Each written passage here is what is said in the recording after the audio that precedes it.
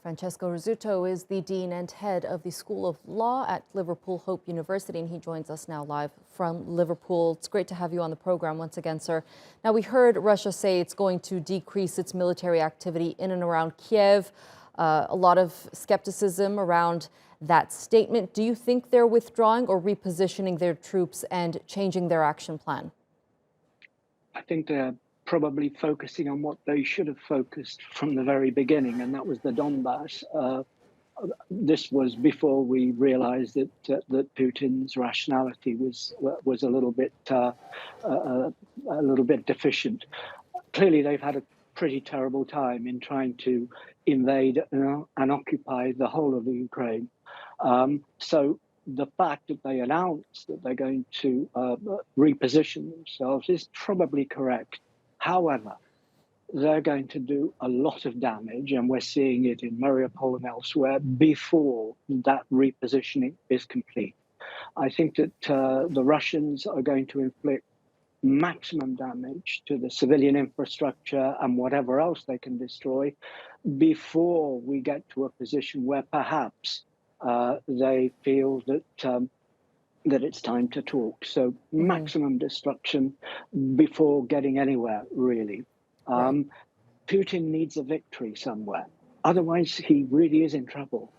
And this is what this is about, really. It's about saving face and saying we've achieved one or two objectives at least. Right.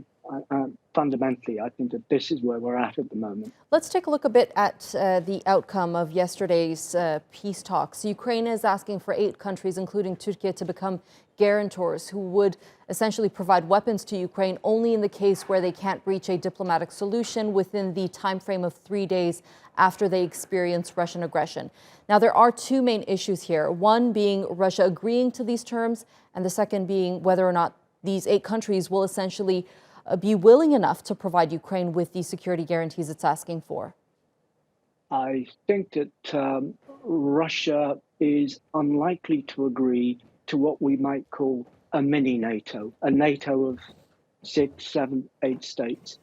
We also have to come to terms with the fact that some of these states, and I'm just mentioning Italy as an example, but there are others who, yes, they will go along with increasing defense expenditure and so on, but I'm not so sure that they would want to become guarantors against a Russia, an aggressive neighbor that may continue taking action. So it depends really on what happens in any peace negotiation, in any agreement.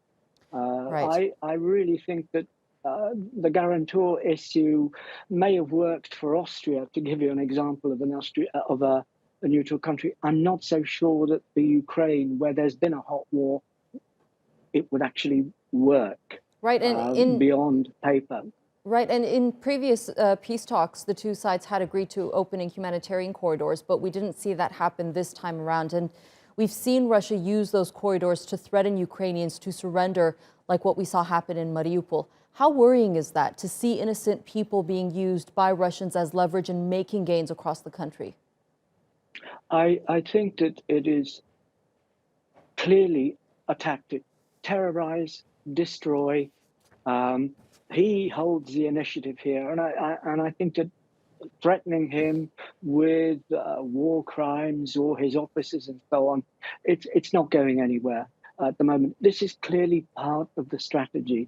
When we're talking about denazification, demilitarization, and so on, we are actually talking about depleting the country and almost subjugating through these kinds of tactics for many, many years to come. Obviously, the Ukraine will remain an enemy of Russia for many years to come as well. But this is part of the plan. There really are no holds barred here. This is total war in a way we haven't seen in Europe since World War II, really. All right, Francesco Rizzuto, thank you so much for giving us that analysis here on the NewsHour. It's always a pleasure speaking to you.